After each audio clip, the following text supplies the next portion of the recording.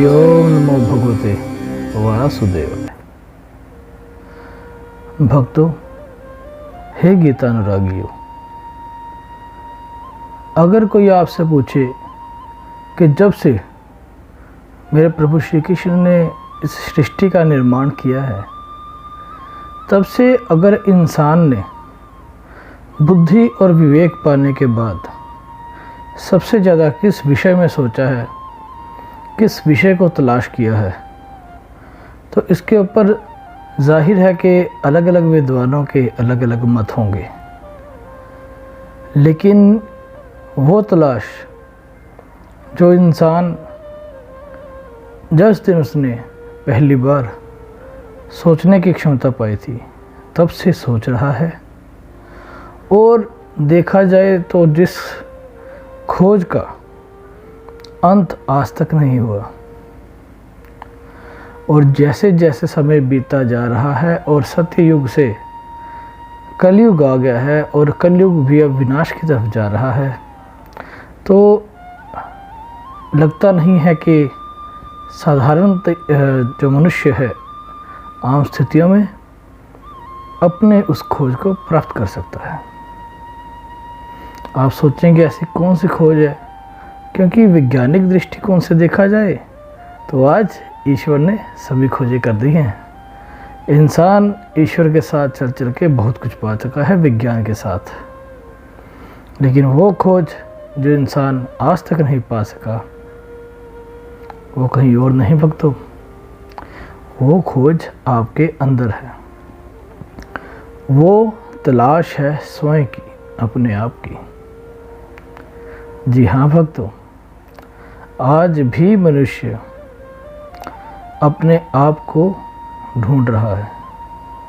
कोई साधु बनकर हिमालय में, तो कोई कहीं, तो कोई कहीं, तो कोई कहीं।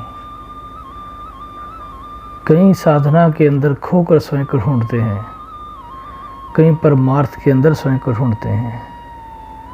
स्वयं को ढूंढते ढूंढते स्वयं में ही खो जाते हैं, क्योंकि स्वयं को ढूंढना आसान नहीं है। वो विरले ही महापुरुष होते हैं जिनको स्वयं की प्राप्ति होती है। और जिसने स्वयं को पा लिया, जिसने स्वयं को पहचान लिया, उसके लिए ईश्वर को पाना भी कोई मुश्किल नहीं रहता। ये बिल्कुल वैसा ही होता है भक्तों, जैसे एक ऊन की स्वेटर होती है, उसका एक तांद मिल जाए, एक धागा मिल जाए, तो उसको खोलते खोलते खोलते इंसान पूरी स्वेटर को खोल देता है, उसकी उधेड़बुन को खोल देता है। तो ये भी माया का ऐसा प्रभाव है, माया का ऐसा ताना बाना है भक्तों, कि जिसकी एक तांद, वो छोर अगर हमें मिल जाए तो हम उस माया के ताने बाने को खोल सकते हैं और ईश्वर की प्राप्ति कर सकते हैं। क्यों? मैं बताता हूँ कैसे, ये आप समझिए। बोलो राधे राधे। भक्तों, सबसे पहले आवश्यकता है स्वयं को पहचानने की।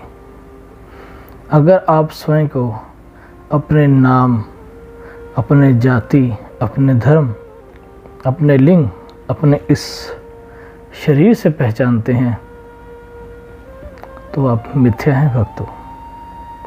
शरीर तो केवल आवरण है, एक वस्त्र मात्र है। जिस तरह धोती कुर्ता पहना हुआ हर आदमी ग्वाला नहीं होता, जैसे पैंट कमीज पहने हुए हर आदमी अंग्रेज नहीं होता, ऐसे ही शरीर आत्मा की पहचान नहीं होती। आत्मा की एक अलग ही पहचान है। तो शरीर क्या है भक्तों, और मैं क्या है? जब आप स्वयं को पूछते हैं, आपके हाथ पे चोट लगती है, कंधे पे चोट लगती है, तो आप कहते हो मुझे चोट लगी है। तो ये मुझे क्या है, मैं क्या है? क्या ये शरीर में है? नहीं, शरीर में मैं हूँ, ये शरीर में नहीं है भक्तों। अगर आप सोचें कि ये शरीर आप हो, तो आपको स्वयं से एक सवाल पूछना पड़ेगा कि इस शरीर में आप कहाँ हो? क्या आप हाथों में हो, कंधों में हो, पेट में हो, पैरों में हो, टांगों में हो, मुंह में हो, चेहरे में हो, कहाँ हो? और अगर आप इस पूर्ण शरीर को अपनी पहचान मानते हैं भक्तों, तो जिन लोगों के शरीरों के अंग भंग हो जाते हैं, किसी के पैर कट जाते हैं, किसी के हाथ कट जाते हैं, तो क्या उनको आधा मरा हुआ मान लेना चाहिए? क्या उनकी आधी पहचान खत्म हो गई? नहीं, वो फिर भी वो रहते हैं। और जब किसी इंसान के प्राण चले जाते हैं, उसके शरीर को जला दिया जाता है, तो वो इंसान फिर भी वही रहता है। और मेरे प्रभु श्री कृष्ण ने गीता में कहा है कि शरीर तो पल पल बदलता रहता है, तो शरीर आपकी पहचान कैसे हो सकती है? आप स्वयं से पूछिए, क्या ये जो आज आपका शरीर है, क्या ये 1 साल पहले बिल्कुल ऐसा ही था? 2 साल पहले, बचपन में? नहीं भक्त। जब हम पैदा होते हैं तो हमारा शरीर बड़ा ही छोटा होता है, और धीरे धीरे आयु के अनुसार हमारा रंग, रूप, शरीर, कद, काठी सब बदलते रहते हैं। तो जो स्वयं ही निश्चित नहीं है, जो स्वयं ही पल पल बदलता रहता है, वह आपकी पहचान कैसे हो सकता है? जब आप पैदा हुए तो आपको नवजात शिशु कहा गया, जब आप बड़े हुए बच्चा कहा गया, जब जवान हुए तो युवक कहा गया, जब आप मैच्योर अवस्था में आते हैं तो आपको व्यक्ति कहा जाता है। तो जो पहचान आपकी पल पर बदल रही है आपके शरीर के आयु के हिसाब से, तो वो तो आप नहीं हो, क्योंकि आप तो आप हो। तो आप कौन हो? मैं कौन हूँ? मेरे प्रभु श्री कृष्ण कहते हैं कि तुम मुझसे निकली हुई ज्योति के स्वरूप हो। मेरे प्रभु श्री कृष्ण कहते हैं कि मैं वो परमात्मा हूँ जिसमें से निकली हुई आत्मा तुम हो। वो भगवान, जब हम भगवान कहते हैं भक्तों, तो भगवान बनता है 4 अक्षरों से। भ से भूमि, व से वायु, ग से गगन, अ से अनल अर्थात अग्नि, और न से नीर। और भक्तों, इन्हीं 5 तत्वों से बना है हमारा ये शरीर। तो इन्हीं 5 तत्वों में हमारा शरीर बनता है। उसके अंदर रहती हैं हमारी 2 आत्माएं। जी हाँ भक्तों, हर मनुष्य के अंदर 2 आत्माएं होती हैं, एक जीवात्मा और एक आत्मा। गरुड़ पुराण के अंदर इसका पूर्ण तरीके से, सही तरीके से, पूर्ण रूप से बताया गया है कि जब मनुष्य का प्राण निकलते हैं तो एक अंगूठे के साइज की जीवात्मा हमारे शरीर को त्याग देती है। जैसा मैंने आपको कुछ पंक्तियों पहले बताया कि हमारा शरीर जो भक्तों, वो 5 भूतों से बना होता है।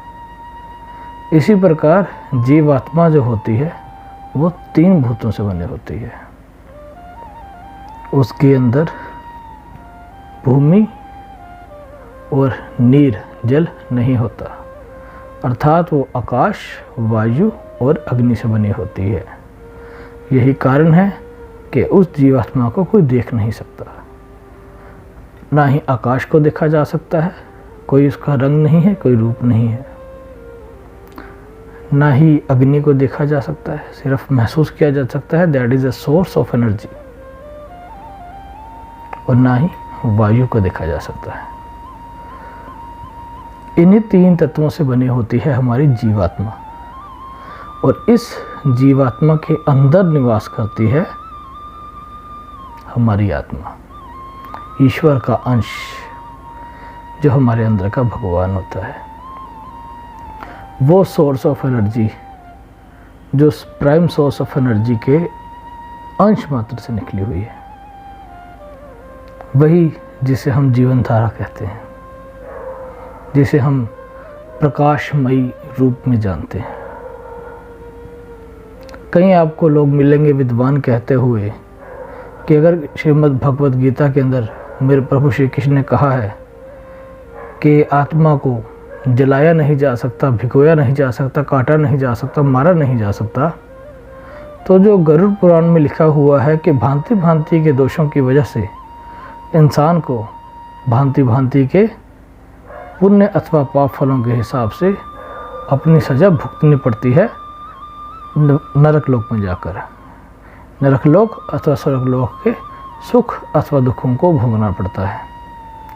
तो अगर आत्मा को जलाया नहीं जा सकता तो गरुड़ पुराण में क्यों लिखा हुआ है कि आत्मा को गर्म तवे के ऊपर बांधा जाता है, चोटें दी जाती हैं, इस प्रकार का वर्णन क्यों है? तो उसका सिंपल और साधारण सा जवाब यही है भक्तों कि पृथ्वी पर किए गए कर्मों तथा अकर्मों का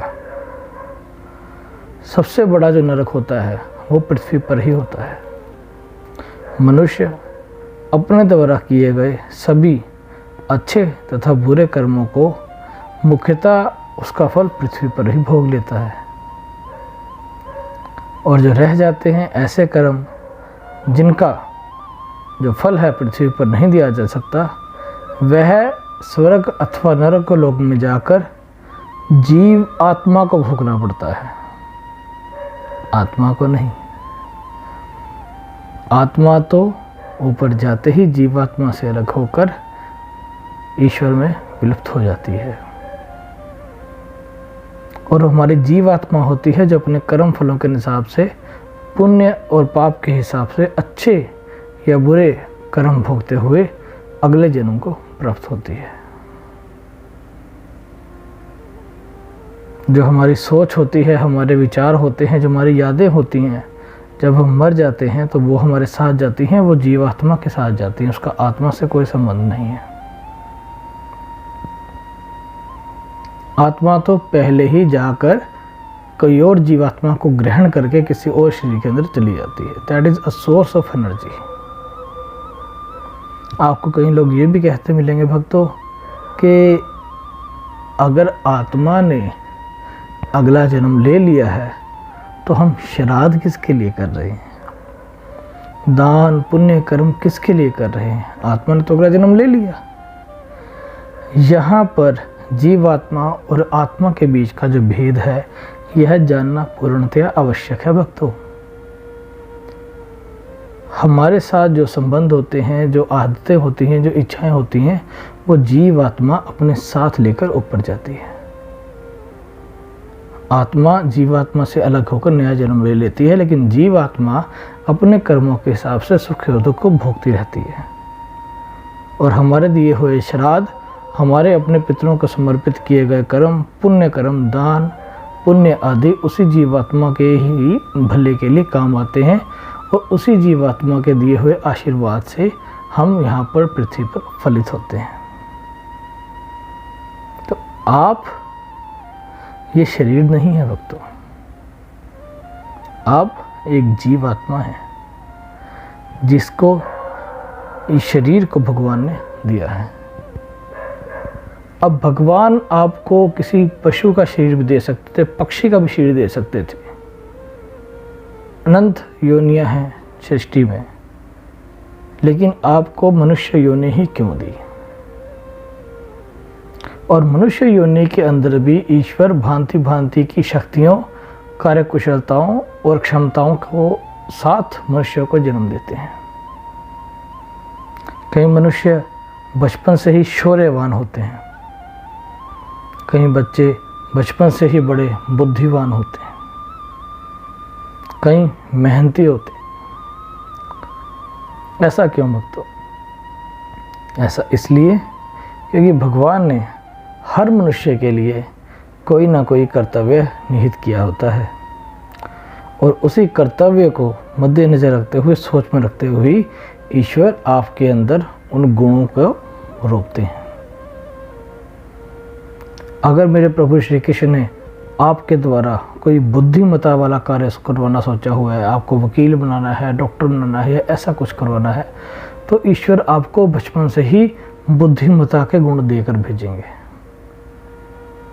अगर मेरे प्रभु श्री कृष्ण ने आपसे कोई मेहनत वाला काम करवाना है और ऐसा काम करवाना है जहां आप बिना सोचे समझे मेहनत से काम करें, किसान बने, अन्नदाता बने, तो ईश्वर आपको बचपन से ही मजबूत, कद काठी का और मेहनती प्रवृत्ति का बना के भेजते हैं।